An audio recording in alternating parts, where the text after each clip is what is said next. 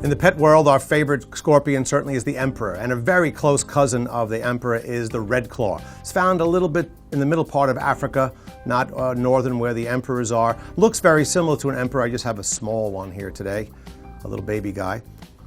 The sting is a little bit worse than the emperor, and the scorpion itself, although it's very popular and it's out there, it's sometimes labeled emperor scorpions in certain pet stores. You got to be careful of that. But it's the red claw. It's got much more of an attitude. It's much quicker to sting than the emperor is. Doesn't get quite as big, but its mechanism to deliver its venom, meaning its stinger, is elongated on this species. So a sting from this is certainly going to be a painful experience. Hopefully not a fatal one, because it doesn't have that bad of a toxic venom, but you should be a little more careful in this than you are with the emperor. Like all arachnids, this scorpion is an 8-legged creature. It uses its claws, its formidable claws, to go find its prey. A series of hairs covering its claws will help it act like a feeler. As it goes through in the night, it bumps into things with the little hairs and feels what it is. If it's something it can subdue, it'll grab it with its very strong claws. If it's too big for it to handle, over the top comes the tail. The stinger will repeatedly envenomate the animal, kill it, and actually start to digest the creature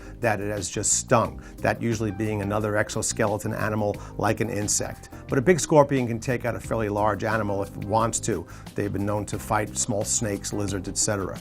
So this is an animal I would put up there on the list if you were an inexperienced user. I would put it down 1 or 2 notches from the emperor scorpion, but definitely one that's readily available, straightforward to keep. Dry environment with a wet burrow is usually the way we like to keep these.